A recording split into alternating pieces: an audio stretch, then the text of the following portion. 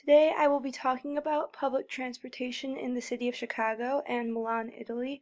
I'll be focusing on the Clark and Lake Station in the Loop and the Fullerton Station near DePaul University, and then talking about a little bit about the Red and Green Line trains in Milan. So when thinking about the visual design of the CTA platforms, you really can't think of much. The architecture is very simple and plain and doesn't provide much in terms of seating. The layout of the platforms and lack of detail say a lot about the functionality of these places. I think one of the reasons that there is very little seating is due to the fact that people aren't there for too long, and it's kind of conveyed that you shouldn't be hanging out there. Also, there are so many people who use the CTA daily that they need to make the space efficient enough for holding tons of people at a time without causing too much traffic or buildup. Looking back at the maps that I've created, you can see the simple architecture and open spaces for people to congregate and wait.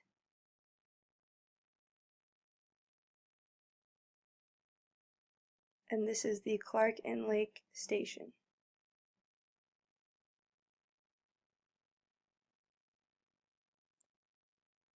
It would be interesting to see what Lagerfeld has to say about the CTA stations. In his reading that we read in class, he expresses the idea that the success of a business should be reflected in its appearance, not only architecturally, but also in terms of cleanliness, and the CTA does not seem to fit these guidelines whatsoever. And again, this may be due to functionality, but given the appearance of the CTA, Lagerfeld would probably label the design aspect as horrific, and even though this isn't necessarily a business, it's still a very large company part of Chicago. When it comes to street performers, there weren't any at the two sites that I studied, but you can often see them at other stations, the busiest being the Jackson Red Line stop. People usually ignore them on their busy way to work, but every once in a while you can stop and enjoy the various singers and musicians that make their presence known on the platforms. People watching is an activity that I've become pretty good at throughout my time observing these stations. It has become increasingly apparent to me the differences between businessmen, students, and tourists. As they go throughout their days performing their specific roles, there are some telltale signs that point to who they are. Businessmen want nothing to do with you, are always in a rush, and they're very rude to you if you get in their way. I've been yelled at multiple times by them while observing these stations. Students often have a backpack that sets them apart from everybody else, and their age difference is apparent. They will also usually be in large, loud, high-energy groups, making them very noticeable in a train station that's relatively quiet. Tourists are the most fun to pick out. They will have their huge suitcases dragging behind them on the busy platforms, often causing a backup behind them, and they spend much more time strolling and taking in the oh-so-beautiful sights of the CTA platforms. One point of focus in my research was security cameras, their placement on platforms, and people's behaviors as a result of them. Through various interviews with CTA workers, it was interesting to find that people do not change their behavior even though they know they are on camera. At one point during my research, I encountered this.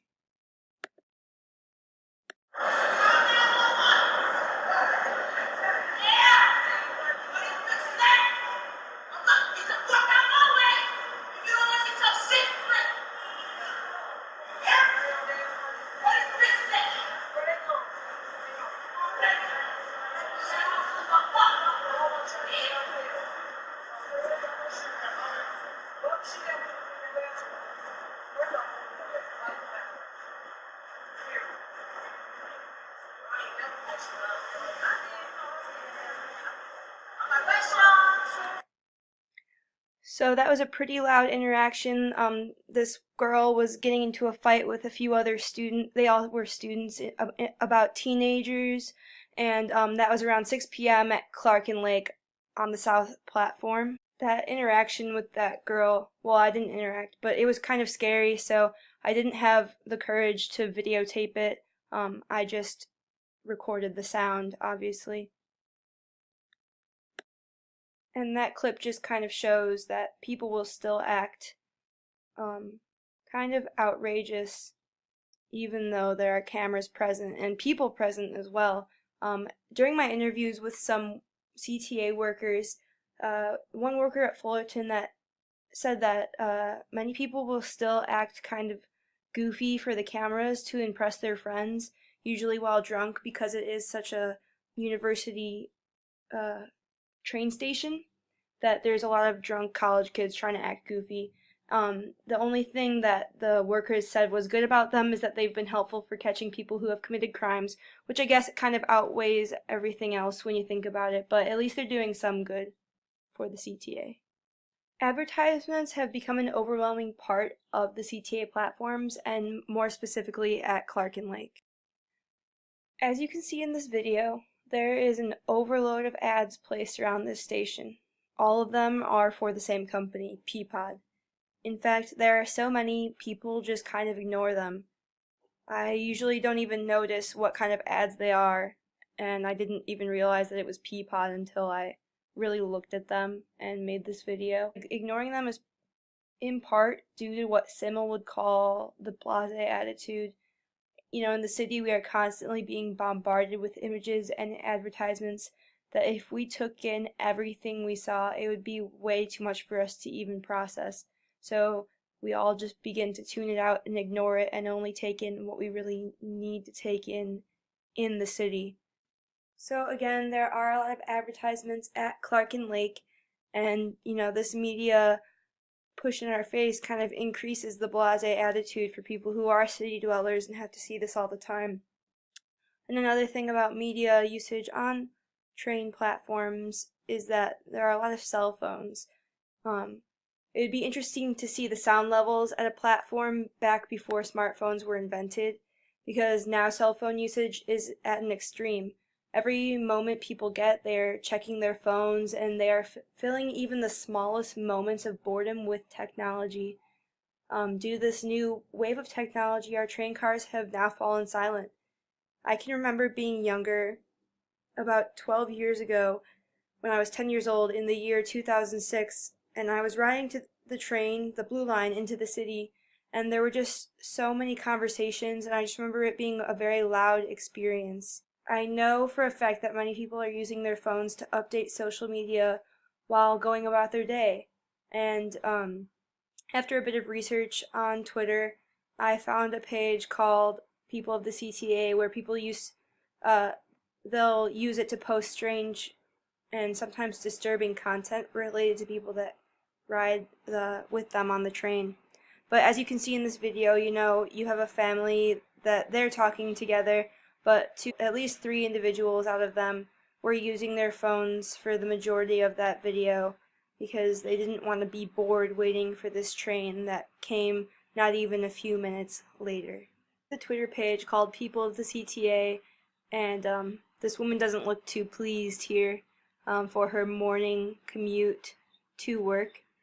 But yeah, you can just see that people post all different kinds of photos, and it's kind of entertaining to go through them and see what people are doing on the CTA. This next topic that I focused on, the rhythm analysis at the CTA platforms, was very interesting. As Jacobs mentions in her piece about the safety of sidewalks, there is kind of a ballet to any public space, and the CTA platforms are not excluded from that whatsoever.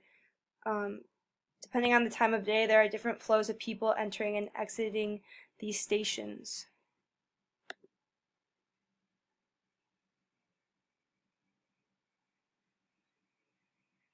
So these are just time lapses of the station. About 5 minutes of video taken to create these few seconds. And then the other side of this platform. This was during rush hour. So during the evening rush hour, you can see that the flow of people is pretty consistent, with a visible influx and then decrease of people standing on the platforms. Not only are the people fluctuating in the amount of people, but the sound levels are as well.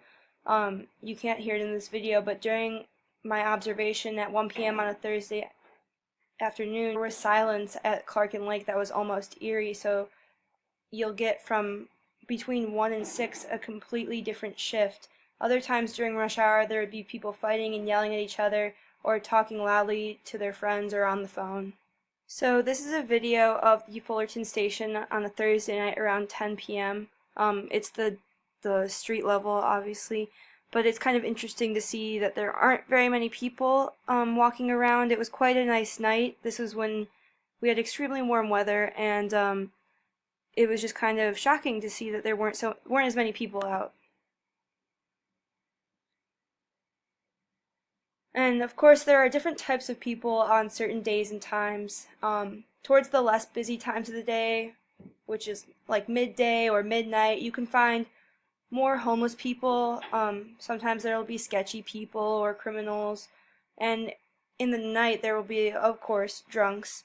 When talking to one of the CTA workers at Fullerton, she said that between 12 a.m. and 3 a.m., there are certain types of people out at that time, in quotes.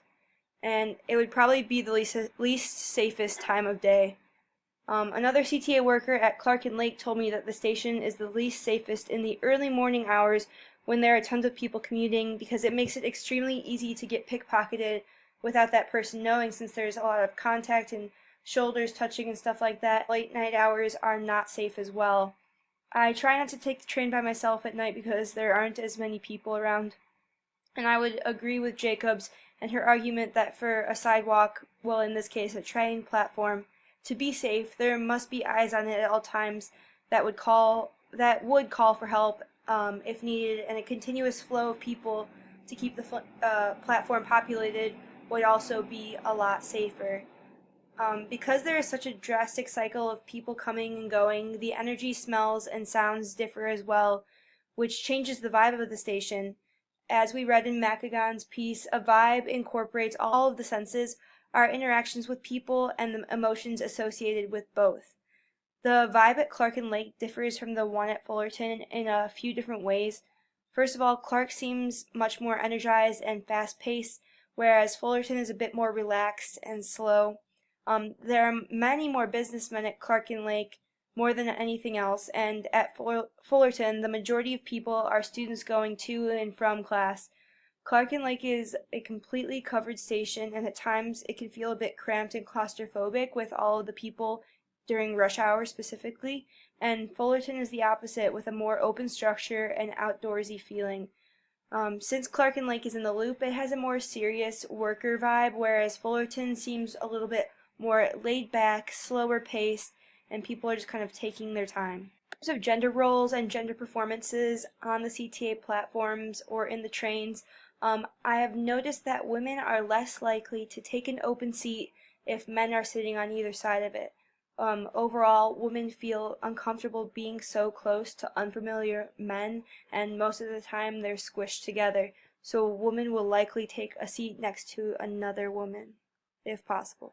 So another aspect of the gender performances that we see on the train platform is something called manspreading, which is kind of interesting, but also very annoying, and this occurs almost every day on trains and buses. So I found this photo on Twitter. There are many instances of this, but this was funny. It was the CTA Red Line tweeting at this guy, like saying, "Not cool, it's not your couch." And men just feel that they can take up as much space as they want, even when a train is completely packed during rush hour. So that is another interesting aspect of the gender performances that we see on the CTA. So upon comparing Chicago and Milan, there were a few similarities that were found. As with the users of the CTA, many metro users are very involved with their cell phones and don't spend much time talking with each other. They are listening to music, social networking, sending instant messages, and calling people, says Sophie, who was one of my Italian partners.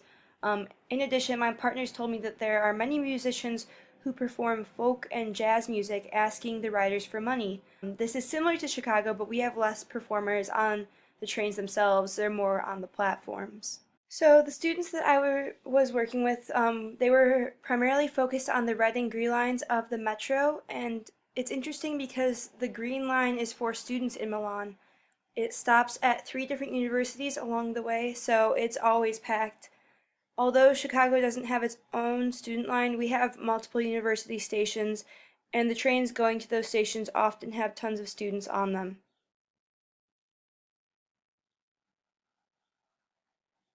Within their stations, they have some sort of security guard working at the front entrance. However, there aren't any security or police on the trains themselves.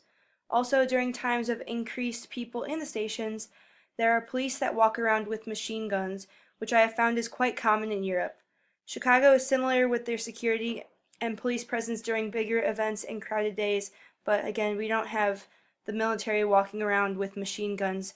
So there is a bit of a difference in the security. Although there are some similarities between the two, there are also quite a few differences. In Chicago, you have a diverse population just in the city itself, along with all the tourists. It's also much louder in the Loop. Obviously, we can't say much about that from Milan because we haven't actually been there, but from what we know, it seems like it's kind of a quieter space. Chicago has ads that target businessmen and tourists. Our trains are very dirty. Um, you get this mix between outside platforms and then underground platforms. Very persistent beggars from the homeless population. They don't seem to leave you alone until they get exactly what they want from you. And then the people use a lot of times the underground platforms and trains as a bathroom. Then for the Milan trains, the green line is for the students only, or for the most part, and then the red line is for businessmen. Um, they also don't have very many ads in their trains, as you can see. I think that they have some safety posters up and information about the train itself, but there are no ads really on these trains. Um, they also have much more spacious and modern trains. That some of them have TVs, there's a fire extinguisher, and for the most part, their trains have buttons that open the doors for the people that are only there to get out, so it actually saves them a lot of energy and cost in air conditioning and heating. And overall, they're just a lot nicer trains.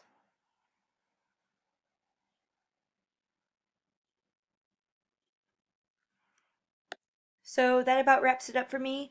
There is much more to be observed at the CTA platforms, and you could spend your whole life doing it to find more information. But that's all I have for now. Thank you.